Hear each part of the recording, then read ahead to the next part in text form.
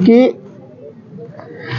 सरकार का कोई भी सरकार रही हो, सबकी सरकार में जब कुंभ का आयोजन आया है, जब जहाँ भी इकट्ठ होता है भारी भीड़ होती है, थोड़ी बहुत घटनाएं दुर्घटनाएं होती हैं, चाहे वो कांग्रेस की गवर्नमेंट रही हो, किसी की गवर्नमेंट रही हो, समाजवादी पार्टी की गवर्नमेंट भी थी, लेकिन ये घटना बहुत बड़ी हुई और जितना दावा किया गया, प्रचार प्रसार किया गया, उतने बड़े अच्छे इंतजाम नहीं थे और अच्छे इंतजाम करने की जरूरत।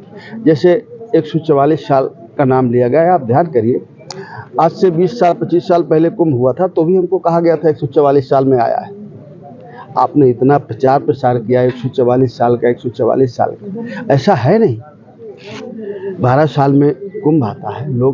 आपने लोगों को कह दिया कि अमृत की बूंद इतने रात को गिरेगी, लोग टूट पड़े और हादसा हो गया। आप गलत क्यों फैला रहे हैं? अच्छा, हादसा होने के बावजूद भी भीड़ कम नहीं हो रही, क्या नहीं लगता कि राजनीतिक पार्टियों को ज्यादा परेशानी है? नहीं, आम जनता किसी भी राजनीतिक पार्टी को परेशानी नहीं है। आप पढ़े लिखे समझदार आदमी हैं। लोगों की श्रद्धा है, भावना है कि अगर हम ऐसा करेंगे तो हमें मिलेगा कुछ। ईश्वर से, भगवान से या स्नान से हमारी श्रद्धा, हमारा मन इसलिए है कि अगर हम यहाँ जाएंगे तो भगवान खुश होकर हमें कुछ देगा या नहीं देगा ये अलग बात है, लेकिन लोगों की श्रद्धा है। मरता सबसे ज़्यादा गरीब आदमी, जिसके गाड़ी घोड़ा नहीं है, कमज़ोर है, जिसके इंतजाम नहीं, जिसका वीआईपी इंतजाम नहीं, उन्हीं की तो जाने गई ना। और उनके जीवन में चेंज आया है, ये नहीं आया, ये बात की बात है।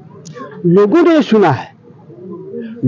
सुना है कि यहाँ जाएंगे, नहा लेंगे, यहाँ पूजा करने चले जाएंगे तो हमारा उद्धार हो जाएगा। उद्धार का मतलब है हमारी गृहस्थी सही हो जाएगी, हम भी अमीर हो जाएंगे, हमारा बच्चा पढ़ जाएगा। खाली स्वर्ग के लालच में आदमी नहीं जाता। स्वर्ग को मैं कहूँ कि मैं जानता हूँ स्वर्ग का रास्ता, आप चलें तो आप स्वर्ग के लिए तैयार नहीं होंगे। मजबूरी में आदमी स्वर्गीय होता है। स्वर्ग जाना कौन चाहता है? स्वर्ग कोई नहीं जाना चाहता। स्वर्ग के लालच दिखा के लोग उसको कुछ धोखा दे देते हैं, ऐठ लेते हैं। एक बागेश्वर बाबा हैं जिन्होंने बताया कि कुंभ में जितने लोग की मृत्यु हुई है सारे लोगों को मोक्ष मिला है। ऐसे बाबाओं के बारे में आप क्या? वो बागेश्वर बाबा क्या कहते हैं, अब वो भी अपना कहते हैं, वहाँ भी लोगों की भीड़ है। हमारा आपका पढ़े लिखे होने के नाते हमारा कर्तव्य है कि हम लोगों को सही रास्ता बताएं, मुक्ति का दरवाज़ा बताएं। जो भगवान ने कहा है, ईश्वर ने कहा है कि अब आप करेंगे, चलेंगे तो ही पहुंचेंगे। अगर आप नहीं करेंगे, नहीं चलेंगे तो नहीं पहुंचेंगे। आपको यहाँ से मैनपुरी तक जाना है, आप यहाँ आसन लगा लीजिए तो नहीं मैनपुरी पहुंच जाएंगे। आप या पैदल जाएं, साइकिल से जाएं या मोटरसाइकिल से जाएं तो ही पहुंचेंगे। तो कर्म करना बहुत जरूरी है। असदुद्दीन ओवैसी ने कहा है कि हम अपने आने वाले नस्लों को बताएंगे कि जो बाबरी मस्जिद को शहीद करके राम मंदिर बनाया गया है, कैसे देखते हैं आप? आपका क्या नाम है? पत्रकार? मेरा नाम ब्रह्मेश कुमार है। ब्रह्मेश कुमार त्रिपाठी जी? नहीं, ब्रह्मेश कुमार कठेरिया जी। अरे बेरोजगारी पर बात करो यार, अपने बच्चों की पढ़ाई पर बात करो, कुछ शिक्षा पर बात करो, कुछ जिस महंगाई पर कुछ बात करो जिसमें आपका उद्धार होता है। हिंदू मुस्लिम में फैलाना है आपको, यही शौक रह गया है अब कठेरिया होके।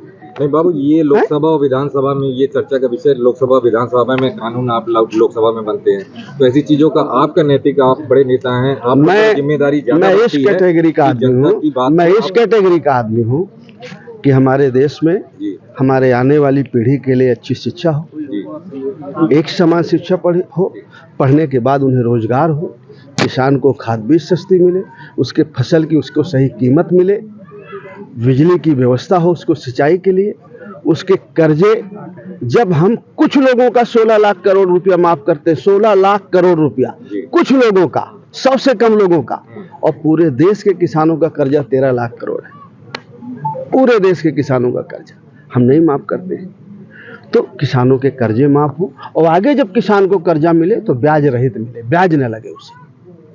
तो किसानों की, मजदूरों की समस्या हो समाधान हो, हमारे बच्चों की समस्या को समाधान हो, और यही वातावरण आप भी बनाइए और इसी का डिस्कशन आप भी करिए। मेरी आपसे अपील है, आप खुद और अपने आने वाली पीढ़ी को कहाँ लिए जा रहे हैं बोल बोल के, ये आपको खुद भी ऐसा। मैं एक आखिरी सवाल आपसे करना चाहता हूँ जैसा बता रहे हैं कि सरकार का सारा निर्णय जनता के खिलाफ है, बावजूद सारी जनता सरकार बनाने में उनका सहयोग कर रही है। वो अमरीश पुरी का डायलॉग सुने एक पिक्चर में वो गाँव से जमीन लिखानी थी उसे, तो मुझे ध्यान नहीं आ रहा, कभी कभी सोशल मीडिया में चलता है, तो खाना खिलाना शुरू किया उसने, तो उसके बच्चों ने कहा कि अब दस्तखत करा लें, क्या इनको थोड़ा खाने की लत तो लग जाने दो। अब शब्द भी कहा कि इनको थोड़ा खाने की फ्री की लत तो लग जाने दो, फिर तो अपने आप साइन कर देंगे।